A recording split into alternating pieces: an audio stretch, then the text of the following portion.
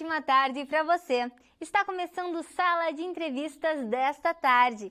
E quem visita a gente hoje é a nutricionista Karina Uchoa. Seja muito bem-vinda. Obrigada, Bruna. Boa tarde, TV Farol. Boa tarde, espectadores. Eu espero sanar a dúvida de vocês aí sobre esse final de ano que passou.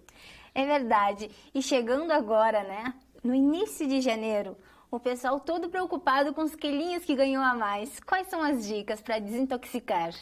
A verdade é que a gente sempre tem esse hábito de pensar que a gente precisa desintoxicar o nosso organismo, quando na verdade ele já faz isso sozinho, né? A gente tem um fígado que atua nessa área. O que a gente pode fazer é agora utilizar alimentos mais leves, aproveitando também o verão, né? Não só a passagem do final de ano, para poder permitir que o próprio corpo faça essa desintoxicação natural, sabe? A gente não precisa cair nesses mitos de detox, de alimentos que desintoxicam o nosso corpo. Esses excessos do final do ano, eles são muito comuns, né? E as pessoas sentem essa culpa. E como trabalhar com essa culpa? Eu costumo dizer, Bruno, assim, que o mais importante não é o que a gente come do Natal até o Ano Novo, mas sim do Natal desse ano, né, que passou para o próximo Natal. Isso é o mais importante. Então, quando a gente tem uma alimentação balanceada no nosso dia a dia, a gente não precisa se preocupar tanto com essa comilança aí do final do ano, né? Porque o nosso peso vai se manter natural, depois de um tempinho vai voltar ao normal. O mais importante é voltar para uma alimentação mais leve, para a rotina, e também ingerir bastante líquido. Então, água de coco, os próprios sucos que a gente chama de detox, né? Mas que não são detox, mas que ajudam bastante por hidratar o nosso corpo, repor os nossos nutrientes, já vão ajudar bastante. E por que eles não são detox? Então, porque na verdade para desintoxicar o nosso organismo, esse suco deveria agir quimicamente lá nas nossas células. Isso não acontece, então por isso que é uma nomenclatura equivocada mesmo que a gente acaba utilizando. Quem faz isso, como eu te falei, é o nosso próprio organismo. Algumas coisas são importantes para o nosso organismo atuar de maneira correta. Quais são? Vitamina C, vitamina E.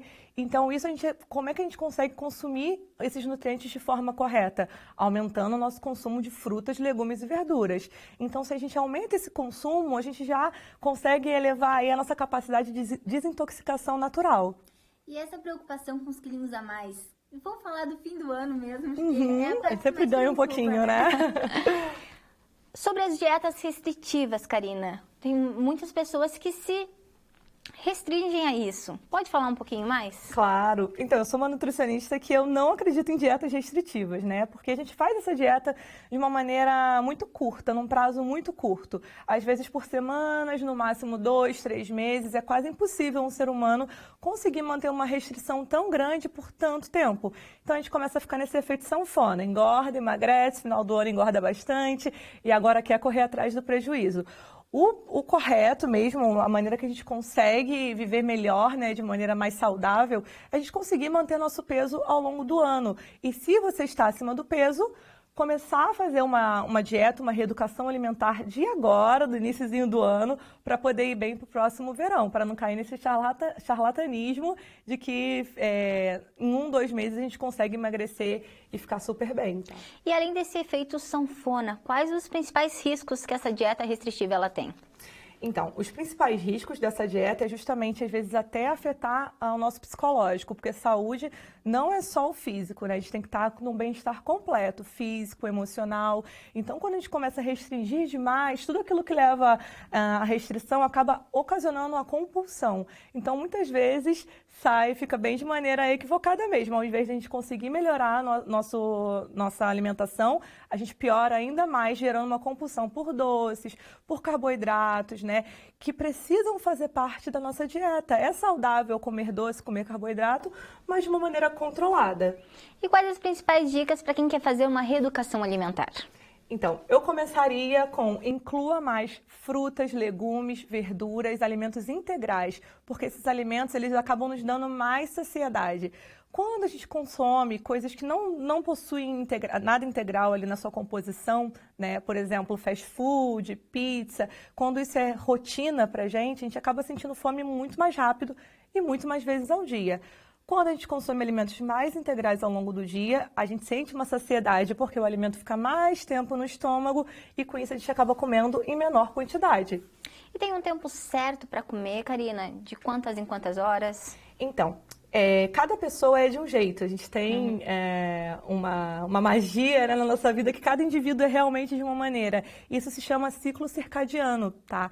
Então, cada pessoa vai ter um horário bom para dormir, um horário bom para acordar. Aquele horário, sabe, que você se sente bem para estudar, que você se sente melhor para trabalhar. Então, cada indivíduo é realmente de um jeitinho diferente. Da mesma coisa a alimentação. O que vale é o autoconhecimento e a nutricionista consegue te ajudar a buscar esse autoconhecimento para saber quais horários você sente mais fome, quais horários você está mais saciado e assim adequar a tua dieta de maneira individualizada. E com esse calor de janeiro, quais são os alimentos indicados para essa estação? Há sempre alimentos que possuem mais água, né? Então, melancia, melão, água de coco, morango, frutas cítricas no geral, né? Então, a natureza é bem sábia nessa época, é uma época que o morango está super em alta, principalmente na nossa cidade, né? Então, essas frutas ajudam bastante, porque além de conter uma boa quantidade de água, também possui uma boa quantidade de vitamina C, que, como eu falei anteriormente, ajuda a reduzir radicais livres e melhoram aí a nossa desinflamação do nosso corpo. É importante também a gente falar sobre a hidratação, né, do corpo. Para quantos litros de água? Como é que funciona? A gente faz um cálculo básico de 0,3 para cada quilo, mas isso também depende de vários fatores. Depende do teu fator de atividade física, depende se você fica exposto ao sol ou não no seu trabalho. Então, tudo isso vai ser muito individualizado também. Mas, no geral, pelo menos 2 litros de água ao dia para homens e mulheres.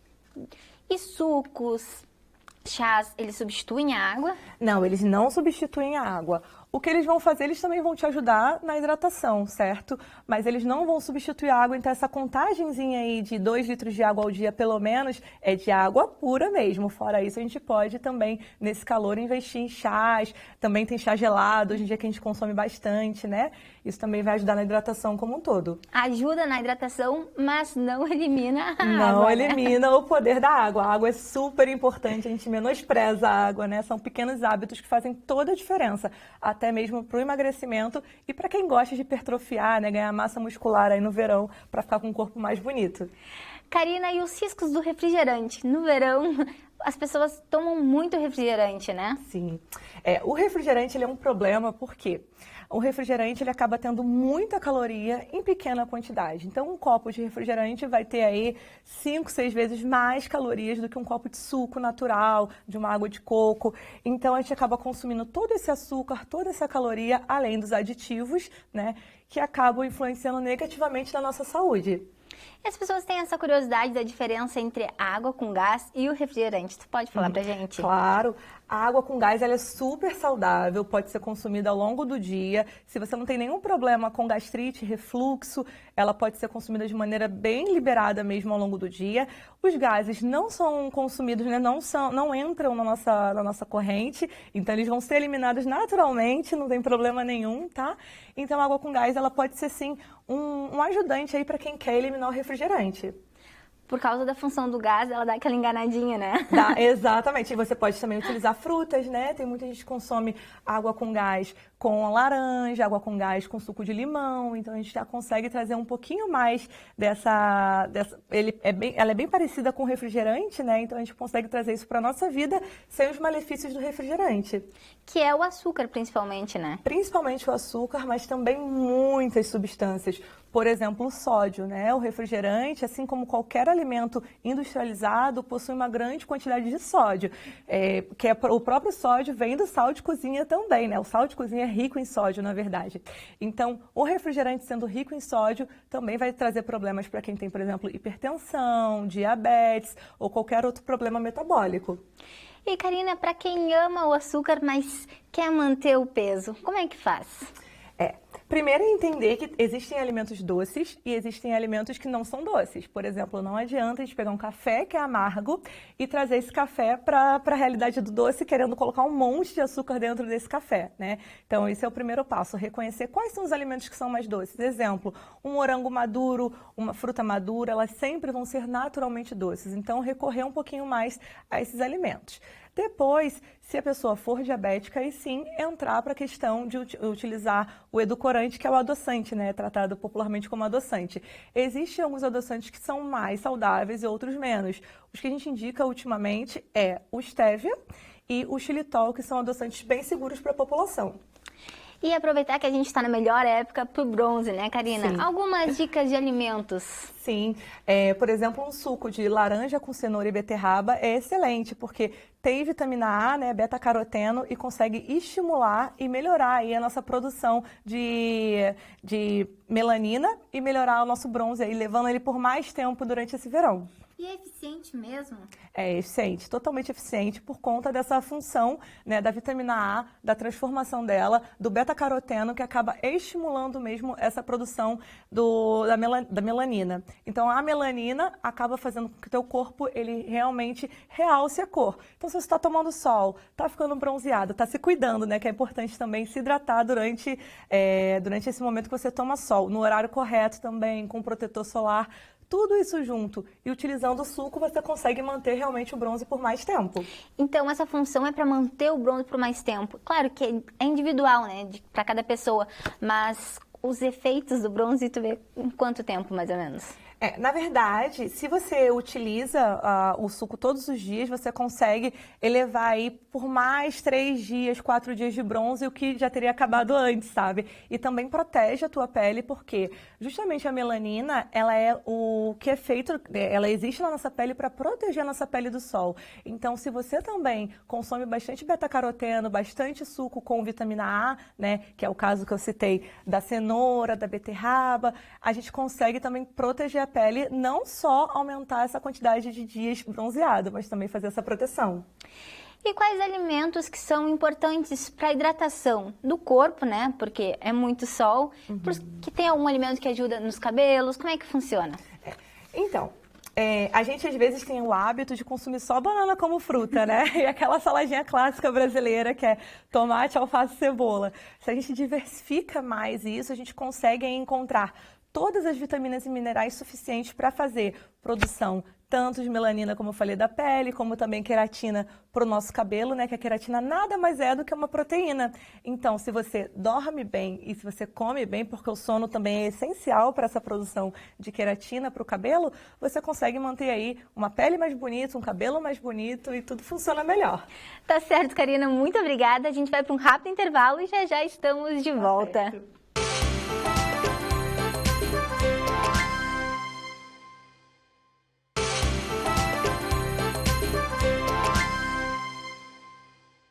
Estamos de volta com Sala de Entrevistas na TV Farol. Hoje com a nutricionista Karina. Karina, estamos de volta e agora a gente vai falar um pouquinho sobre o jejum intermitente. Então, na verdade, o jejum intermitente, ele só diminui as calorias diárias. Então, se a gente consegue fazer isso numa dieta flexível, comendo tudo que a gente gosta ao longo do dia, sem ultrapassar a nossa quantidade de calorias, por que não fazer, né? Por que fazer o jejum intermitente? Entretanto, se for uma opção da pessoa junto com o nutricionista, pode ser feito sem problema nenhum. E os benefícios, a gente pode falar mais deles? Na verdade, o jejum intermitente ele já é feito naturalmente pelo nosso corpo quando a gente dorme, né? Então, uma pessoa que dorme corretamente, que dorme 8 horas ao dia, ela já faz esse jejum de 8 horas. Né? Então, não tem essa necessidade tão grande de utilizar o jejum. Porém, se ela resolveu fazer um jejum um pouco mais longo, de 12, 10 horas, ela também pode ter esse benefício de diminuir a quantidade de caloria que ela consome no dia. Então, o único benefício do jejum intermitente é justamente esse, a gente reduzir a caloria, ficar mais tempo em jejum e utilizar aquilo que o corpo tem como fonte de energia mesmo. E tem algum malefício o jejum intermitente? Sim, possui malefício para pessoas que já têm esse problema com compulsão alimentar. Então, pode gerar compulsão alimentar e atrapalhar muito no tratamento desse tipo de pessoa. Karina, a gente já falou sobre dieta restritiva, né? Sobre os sucos detox. E existe muitas pessoas também que tomam medicamentos sem prescrição médica, né? Com aquele sentimento de que precisa emagrecer de jeito, né? Então, custo, né? O que tu pode falar sobre isso? Então, o medicamento, ele pode ser utilizado sim para pessoas que estão em tratamento com o nutricionista e estão em tratamento com o médico em conjunto. Quando a gente percebe que o paciente realmente precisa desse tipo de medicamento, a gente automaticamente encaminha para o médico para fazer esse tratamento junto, sabe? Agora, sem prescrição médica, existem bastante riscos, né? Por quê? A questão da medicação, ela pode afetar o nosso metabolismo como um todo, a nossa parte hormonal, a nossa parte psíquica também. Então, é muito importante ter esse acompanhamento em conjunto. Não fazer nada sozinho, né, Karina? Ter esse cuidado. Sozinho. Exatamente, não fazer nada sozinho. A equipe sempre multidisciplinar é o que vai ajudar. Então, psicólogos, nutricionistas, educadores físicos, médicos, todos trabalhando para melhorar a tua saúde. Karina, tu pode falar um pouquinho mais dos tipos de dietas? Claro, eu vou falar um pouquinho aqui sobre a low carb, que é muito conhecida, né? Todo mundo quer fazer low carb, mas a low carb, ela é muito mais negativa do que positiva, embora esteja na mídia o tempo todo, Conta né? pra nós, então. Porque assim, quando a gente para de comer carboidrato, a primeira coisa que acontece com o nosso corpo é um mau humor tremendo, né? Então a gente não consegue ficar tanto tempo sem carboidrato. A gente já começa a apresentar sinais de mau humor, de dor de cabeça, de fadiga, porque o nosso cérebro, assim como os nossos músculos, precisam de carboidrato para sobreviver, tá? Então é o que vai alimentar o nosso cérebro e o nosso músculo. E a segunda questão é que se você faz isso por um longo período de tempo, ao invés de você perder gordura, você acaba perdendo massa muscular. Então, assim, na balança, o teu peso vai reduzir. Mas, quando a gente verifica realmente com a bioimpedância ou com o adipômetro, né, o percentual de gordura, ele não reduz tanto. Então, não é um emagrecimento verdadeiro, é um emagrecimento de peso de balança. O que acontece, na verdade, é perda de líquidos, massa magra, ou seja, músculo e gordura junto. Quando o que a gente quer na clínica, né, é justamente manter a massa magra, ou seja, manter você sem flacidez, com o músculo direitinho ali e perdendo gordura. Esse é o real emagrecimento. E isso não acontece no low carb. Então é muito diferente do que falam, né? Exatamente. Não adianta perder 10, 20 quilos, né, de massa magra, de líquido e gordura tudo junto, que vai ser totalmente diferente da pessoa que perdeu pelo menos 10 quilos de gordura, que ela não vai ter, ela vai ter menos celulite, né? Porque celulite todas nós mulheres temos, é normal, mas ela vai ter menos celulite, ela vai ter menos flacidez, porque ela está perdendo só gordura e está mantendo ali a sua massa magra, tá? E com a atividade física, a gente praticando atividade física, que é muito necessário, principalmente para nós mulheres, né? O levantamento de peso, para que a gente consiga manter a nossa massa magra, que a gente vai perdendo mesmo, é natural da idade, né? Isso vai diminuindo. A gente precisa do carboidrato para criar novos músculos. Então, se a gente para de consumir carboidrato o quanto é necessário, né, que é 60% da nossa dieta, olha como ele é importante, né, mais importante do que a proteína, e o mito que as pessoas pensam é que tem que comer só proteína e esquecer carboidrato. A gente ouve muito falar nisso, né? Exatamente. A gente acaba parando de produzir músculo. Então, quando a gente vê um corpo, né, a gente acha que ele tá magro, aquele falso magro, quando tira, né, a roupa fica de biquíni, tem aí uma certa flacidez, muita celulite, que não é o que a gente quer, principalmente agora para o verão, né? E nem em tempos curtos essa dieta, ela não tem benefícios? A questão é que a pessoa vai perder peso. Então, isso às vezes incentiva a pessoa a continuar. Porém, não é o mais recomendado, tá? Porque se a pessoa está perdendo peso junto com a massa magra, no futuro ela vai ter um problema maior. Vou explicar também o porquê. É uma fisiologia, né? O nosso corpo, ele queima a gordura dentro da massa magra, dentro do nosso músculo. Então, essa gordura vai ser oxidada, ou seja, queimada dentro do músculo. Quanto mais músculo a gente tem, mais capacidade de queimar gordura a gente tem. Então, é como se fosse aí uma poupança, né? A gente fabrica músculo hoje para queimar mais gordura no futuro. Isso aí é a garantia de que você nunca mais vai voltar a engordar. Que maravilha, então, né? Então é bom a gente ficar sempre atento a esses cuidados, né? Dessas dietas que são tão famosas. E existem outras também? Existem várias, né? A mídia, ultimamente, tem usado muito também a dieta da proteína, falado muito sobre a dieta da proteína, que tem um risco gigante, tá? Mais do que a low carb, a dieta da proteína cita que você precisa consumir só proteína durante 10, 12 dias. Isso, as pessoas podem levar a desmaios, a problemas cardíacos. Nesse verão, a diminuição de pressão arterial, que é bem comum também, a pessoa tá na rua e passa mal, né? Isso é bem perigoso, principalmente para quem é diabético e não sabe que é diabético, porque a queda da glicemia, do açúcar no sangue, pode levar a desmaios e desmaios noturnos também, o que pode levar a óbito também. Então é bem perigoso consumir só proteína. A gente precisa consumir gordura, proteína e carboidrato sempre numa média boa ali. Quem vai calcular isso é o nutricionista. Então, procure um nutricionista para se informar direitinho e não cair nessas falsas dietas, né? Karina, e agora nesse calor, a gente pode dar algumas dicas de alimentos para levar para a praia? Podemos sim, a gente pode levar para a praia, por exemplo, alguns tipos de fruta, nossa bolsinha térmica, iogurte também. Hoje a gente tem no mercado uma gama de iogurte proteico que nem precisa de refrigeração e também, então também é uma ótima opção para a praia. Milho cozido, principalmente para a criançada, né? Alguns lugares do Brasil a gente já tem esse hábito de comprar na praia. Aqui no sul é um pouquinho diferente, então a gente leva de casa o nosso milho cozido que também fica tudo certo. O milho cozido. Na verdade, aqui no sul tem bastante isso. Tem os carrinhos, né, que facilitam. Tem várias alimentações que são oferecidas na praia. E elas geram algum risco também? Sim. Que cuidados que a gente precisa ter? Tem que ter cuidado, principalmente observar a higiene do vendedor, né? A higiene de onde o produto está armazenado, porque senão pode gerar aí uma infecção intestinal e te gerar muito problema, porque aí você vai ficar aí o seu verão indo ao banheiro ou passando mal, o que ninguém quer, né? A gente quer curtir o verão. Então, sempre de olho na higiene do vendedor e também do ambiente. Se o ambiente precisa também, se ele contém leite, se ele está no local seguro, no local seguro do sol, abrigado do sol, né? Então, isso tudo é muito importante para não cair em cilada nesse verão. Porque é muito comum no verão, né, a gente consumir alimentos impróprios, né, e ficar se sentindo mal. Sim, no verão, como a gente já tem um calor que acaba fazendo com que a gente fique mais indisposto na maioria do tempo, né? Então a gente precisa se hidratar, tá? De maneira correta e também observar esse tipo de produtos. Se for produto que contenha peixe, carnes, né, alimentos mais perecíveis, aí o cuidado tem que ser redobrado, porque alguma bactéria, algum vírus pode estar ali alocado nesses alimentos e trazer algum risco de contaminação para você e principalmente para as crianças, né? Então a gente tem que ter esse cuidado.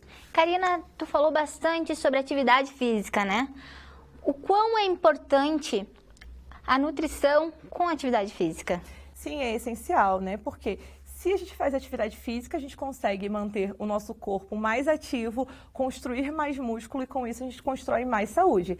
A gordura, por outro lado, ela é um agente totalmente inflamatório. Então, quanto mais gordura o nosso corpo tem, mais inflamado o nosso corpo acaba sendo, né?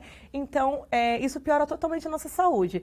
Para que as duas coisas estejam em equilíbrio, a gente precisa comer bem, uma quantidade suficiente, alimentos nutritivos, né? Não é só deixar de comer, é comer alimentos bem saudáveis e, ao mesmo tempo, praticar atividade física. Dessa maneira, a gente consegue manter o nosso peso, não engordando demais, não emagrecendo demais e seguir saudável por muitos anos, para aproveitar bastante verões. Karine, a dica para quem está começando uma reeducação alimentar e começou a academia. As principais alimentações. Não comece com suplementação. As pessoas já querem começar tomando whey, creatina e a alimentação está toda bagunçada, né? Então começa com a base, começa se alimentando bem, porque o simples funciona. E depois que a alimentação estiver toda direitinha, procure um nutricionista tanto para te ajudar a consertar a sua alimentação, caso você tenha problemas, como também para te ajudar e te auxiliar na suplementação que vai no geral, te ajudar a ganhar massa também. Então, suplementar com creatina, com whey protein, com outros suplementos bem seguros no mercado é super válido. Mas não adianta começar hoje na academia e já querer suplementar. Tem que estar com a alimentação, com a casa arrumadinha. A gente pode aproveitar, então, e falar desses suplementos, né, Karina? Sim. O whey, quais os benefícios deles? O whey e a creatina são os suplementos mais utilizados, mais indicados por mim, tá? A creatina, ela auxilia bastante nesse aumento de massa magra, porque ela nos dá um pouco mais de energia para o treino, né? Através de uma química e ela acaba armazenando uma molécula de fosfocreatina, nos dá mais energia para treinar, então a gente consegue treinar por mais tempo e com maior volume de treino, a gente consegue ter mais massa magra. E o whey protein, porque a gente precisa de proteína ao longo do nosso dia, nem sempre a gente consegue suprir essa quantidade de proteína, que vem principalmente de ovos, carnes, frangos. Então a gente utiliza o whey protein para facilitar a vida realmente do paciente. E o whey, ele substitui as refeições? Como é que funciona? É sempre bom ter o cuidado para a gente entender que não dá para substituir refeições principais, por exemplo, almoço e jantar, que a gente precisa ter realmente ali uma proteína de boa qualidade, junto com carboidratos complexos, né? Ou seja, seja, legumes, verduras, para nos dar todas as vitaminas, minerais, tudo direitinho. Fora dessas 2 refeições, o whey ele pode substituir sim. Exemplo, se à tarde você está na correria e você não vai conseguir preparar um ovo, né, um omelete, então você pode utilizar frutas mais o whey como uma opção de lanche. Isso ajuda bastante. Karina, a gente vai chegando ao final do nosso programa. Eu te agradeço por todas as informações. Eu que agradeço. Uma ótima tarde para vocês e curtam bem esse verão com segurança alimentar. Para você que me assiste aqui na TV Farol, se você ainda não nos segue no Instagram, é @tvfarolrs. Você pode enviar mensagens e acompanhar os nossos bastidores. Se quiser me acompanhar também, é só seguir o @ que está aqui embaixo. Importante lembrar também sobre o nosso canal no YouTube. Você pode procurar por TV Farol RS. Se inscreva lá para acompanhar nossa programação. Obrigada pela companhia nesta tarde. Tchau e até o próximo Sala de Entrevistas.